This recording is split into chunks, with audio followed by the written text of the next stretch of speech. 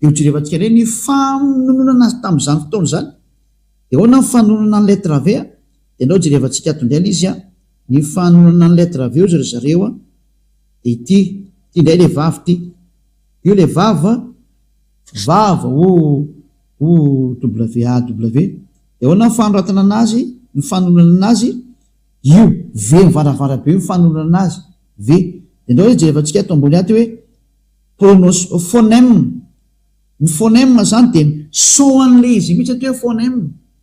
hoe rehefa miantso an'io nom io anao de ohatrany ahoana ny nom io de hoe V tena V mihitsy V fa tsy hoe O fa V va zay izay le hoe napetrany ato zany ny phonème an'izy a io V mivaravara be io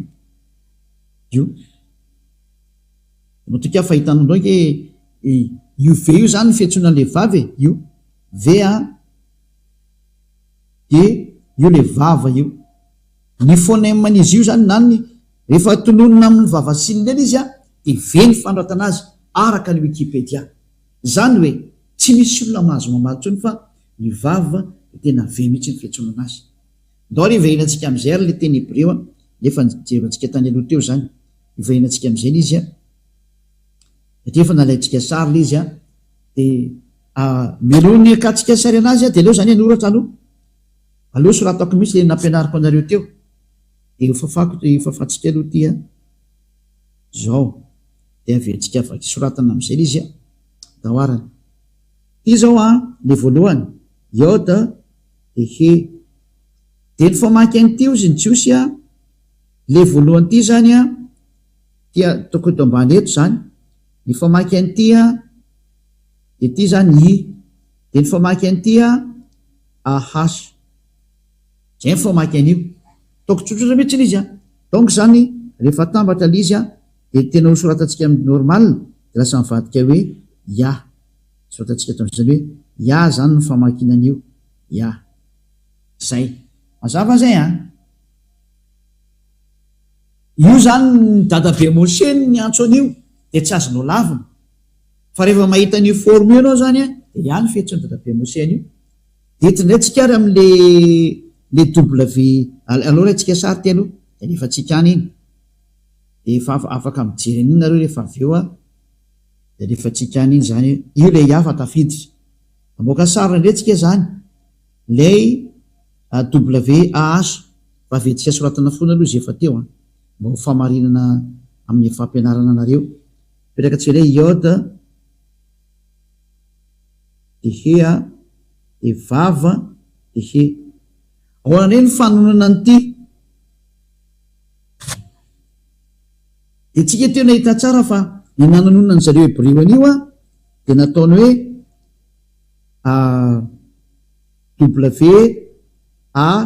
WAH zay ny voasoratra atao anatin'ny transliteration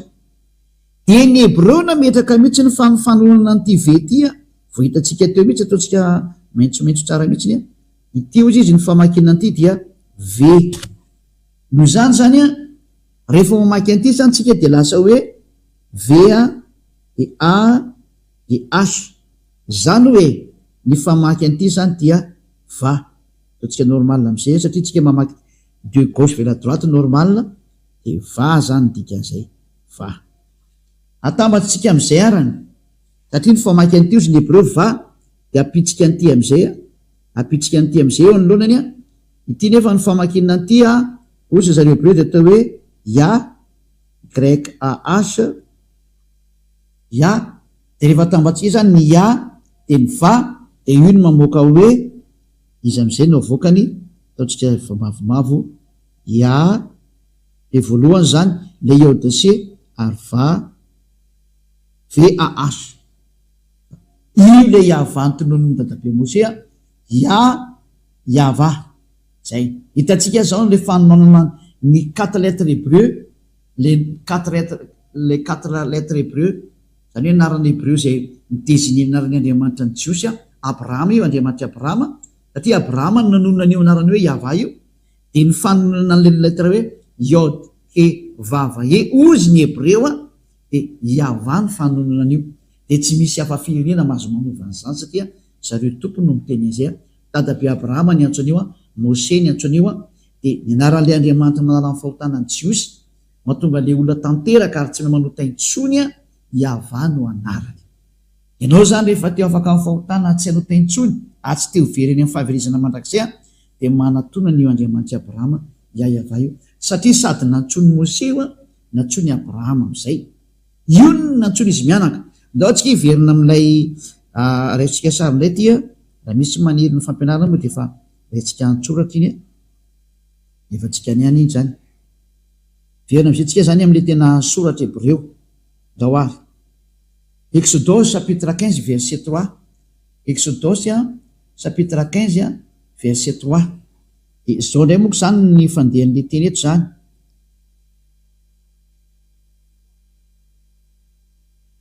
Ny famakiana ty teny Hébreu ty zany io zao le teny Hébreu ty zao le terme hoe Yahva. Yahva dia jerevantsika inona mivaky n'io teny io. Yahva ish milshama Yahva shmo. Dia jerevantsika ny dikan'io ato. Ty moa zany le fandikana teny diso nataon'ny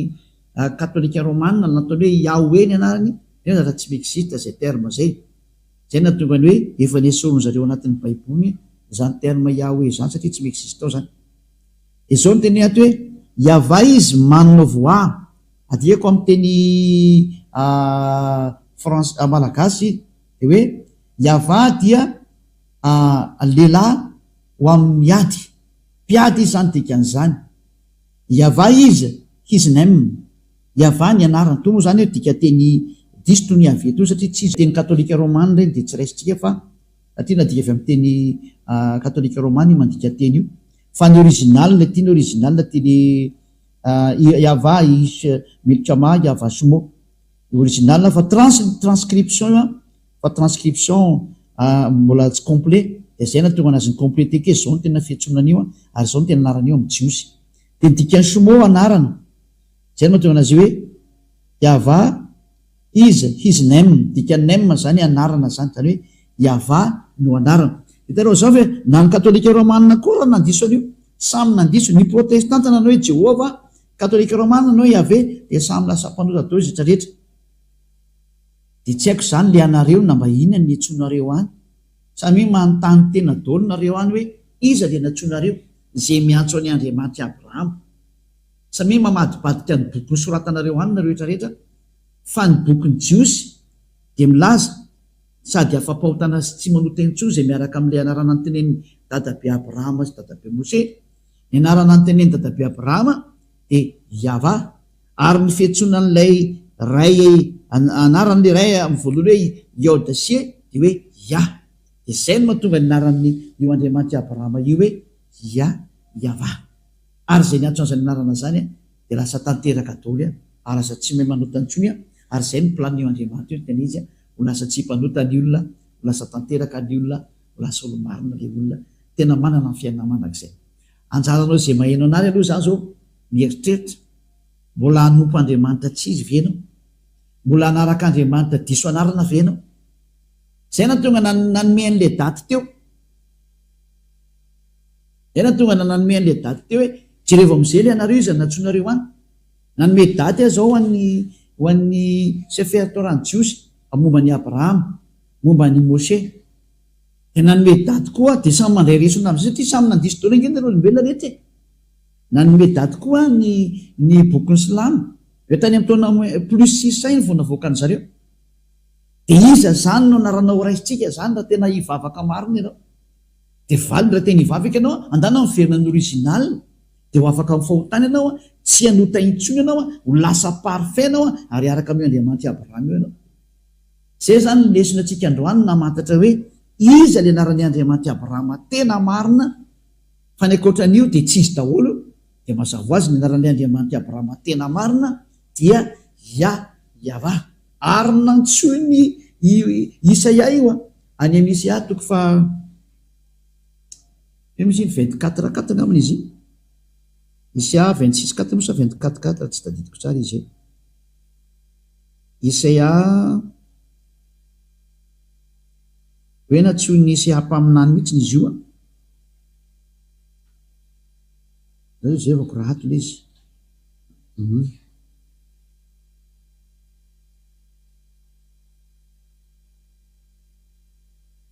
Isia 26 izy fa tsy 24 Isia 26 mijerevantsika kely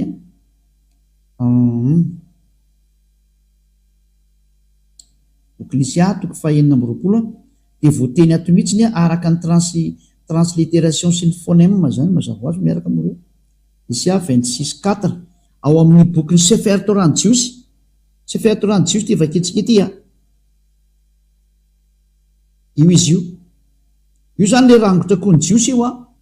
ilay soratra Jiosy io fa tsika tsy andany andro rehefa misy dikateny to akaiky ito dia aleontsika mandika an'le dikateny. Abitso va iava adeyad kibia iava io izy io fa mitambatra tsara io ia iava tena mazava be mihitsiny io tena ny anarany dada iava zany dia hoe ia iava ary tena miaraka tsara izy io rahantsika mahita be ny vandravana hoe resiko soratra hoe tena ny fiantsonana azy dia tena atao hoe ia iava mihitsiny izy rahantsika nahita teo hoe jevatsika tsara le soratra io tsika hoe ia zao ty dia nytoiny ty ia iava ito le soratra ito kale dasikely fa disitsika alo le to alefa amizay tya any iny mitafiditra any iny dia ty le soratra zao tya io tanareo io i zao le ia ty ambony ty ambony ty zao le ia io ampovoany io izy io dia midina atao am'zay ty droite vers la gauche dia ty le toy ty iava ty ambany ty io zany le ia iava fa tena milahatra tsara mihitsy dao alaiko sary dia mihinanareo dia hitanareo tsara fa hoe tsy tanainga izy zany dia ndao metsika hoe tena fiantsonana azy mihitsy ny hoe ia iava io zay ty zao le ia ty io le ia dia ty nytoy rehefa avy eo io nytoy ia iava zay dia hitanareo tsara fa tena anarana fiantsonana azy mihitsy le hoe ia iava ka zay ny anaran'le Andriamanitra Abrahama ia iavano anarany dia matoka zany fa voaraintsika amin'izay le hoe ny anaran'ny Andriamanitra Abrahama zay tonony dadabe Mose ary meny Elia teto amin'izay ny fanazavana ny anarana Jiosy zay tena mahatonga olona parfait ary non pécheur non sineur ane tsy manota intsony dia izany anarana zany no antsoina hoe ia iava Andriamanitra Abrahama io zany rehefa tsy niantso an'izay ianao dia diso io Andriamanitra anao io niantso Andriamanitra tsy izy ianao ary voafitaka ny teny izy dia ifitiavana moa ny eny Elia miantso atsika sady misintona atsika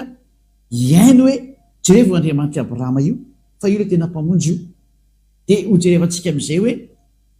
rehefa sy dadabe Mose tany amin'ny taona 1000 tany hoany mahery tany tsisy talohany ny bokyny Islamo zao tateoriana plus 600 taty taoriana elabe zany tena taoriana elabe fa ny bokyny Jiosy Sefer Torah kosany tany amin'ny taona -1500 -1800 tany hoany zay zany nitraneny indrindra ka raha izay nitraneny indrindra aseoko anao zany tsy azo toerina zany le teny dika zay fa ny marina zany dia nyteniny dadabe Abrahama sy dadabe Mose ary niantso an'io Andriamanitra io izy mianaka tamin'ny anarana hoe iava fonjerevantsika teo zao zay ahitantsika teo donc nampikely an'izay teny zay hoe faranako anazy zany amin'izay mba afapo tsara mihitsy nareo nao jerikely amin'ny dikateny gasy aloha dia zay ho avantsika rikatra amin'ny teny manaraka izy somary kaliko kely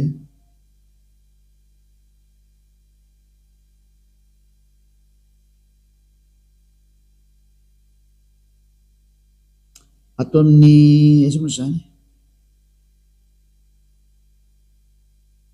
Genesis 21-23 ok tsika jeren'izay Genesis 21-23 zay Genesis 21-23 na hoe Bereshit moa zany filaza azy atao amin'ny hitatsika ato fa tena niantsonarany Andriamanitra mihitsy izy amin'ny anarana hoe iava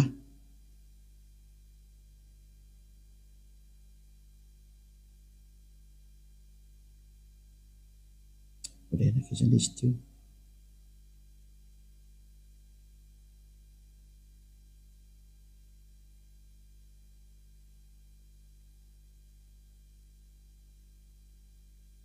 21 33 tsika efa tsy 23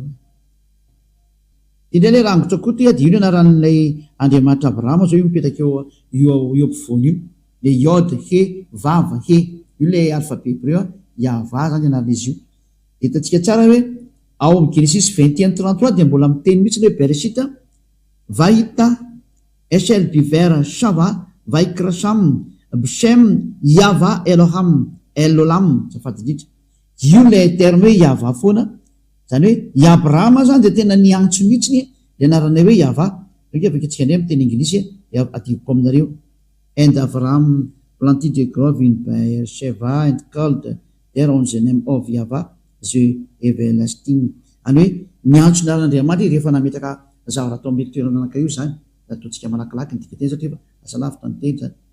Zany hoe eo zany tsika dia mahita mihitsy hoe i Abrahama dia tena niantso toko sy andininy telo zany meko anareo teo atao amin'ny Genesis 12 dia Genesis 13 dia tena hoe Genesis 21 33 ny farany hoe tena niantso n'io Andriamanitra io izy tamin'ny anarana hoe Yahva. Ny Andriamanitra i Abrahama zany zay tany amin'ny taona moins 1900 sy Mose tany taona moins 1200 moins 1300 tamany dia tsy izy anaran'ny Andriamanitra ny fa Yahva. Rehefa tsy izay ary manekena ho diso andao vonjena ny fanahinao. Rehefa teo vonjena zany fanahinao dia maiza menao zay. Rehefa tsy teo vonjena ny fanahinao dia aza rina dia vita. Famonjena maiza meno ny tenin'ny Elia. Fa famonjena nataon'ny Elia anavotra anao. Hijery ndray tsika amin'ny manaraka zany hoe dia inona ny toy izay satria rehefa ohatra anao zany ka manaraka an'izay teny Andriamanitra Abrahama zay dia nakaiza io Abrahama io no niresaka rehefa avy io Andriamanitra Abrahama io niresaka nakaiza izy io ary aiza ny teny enona farany iza ny tokony enona amin'ny farany zany ho resantsika indray zay manomboka amin'ny fampianarana manaraka zay efa tsy hoeninareo mety ho rapitso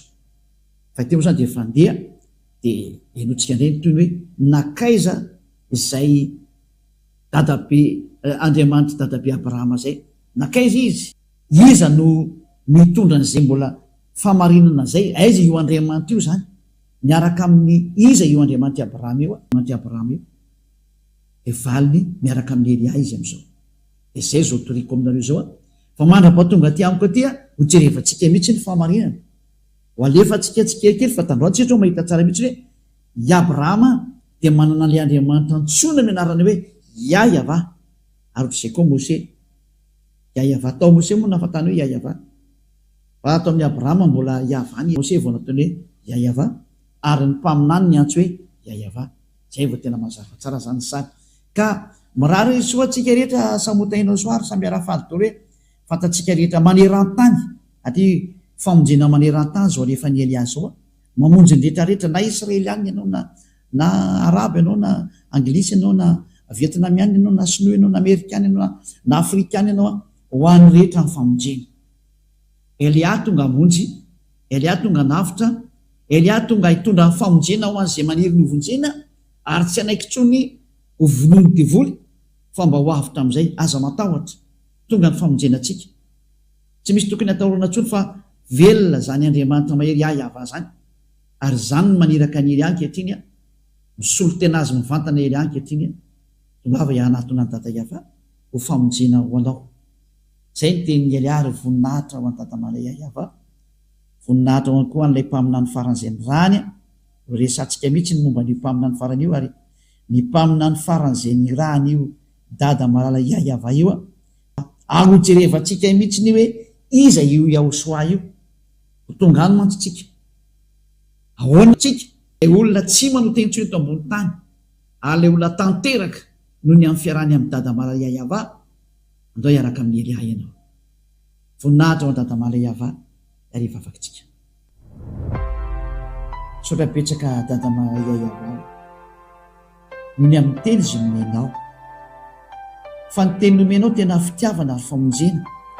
mampisaintsaina ny olona rehetra eto ambony tany hoe ho aiza ianao. Elia mangataka dada malala Yahva aza vela vonoiny devolontsony ny olona fa ampy zay be zay efa mahataleona tsipondreony amin'ny elo any zay vonjeo ny olona dada malala Yahva zany niangatany Eliam hamonjy ny olona ary hanavitra ny olona ary iaino ny tenyilay mpamina ny farany izay mbola ho azy avy akoatra miatsipiriany mihitsy miatsarany zany mpamina ny farany zany Yahosoa Dada Maria avao maneho ny voninay tao sy ny herinao amin'ny anarany Yahosoa. Halleluja, amen. Mirary soantsika rehetra samotainao soa ho amin'ny fitohizany fampianarana amin'ny manaraka indray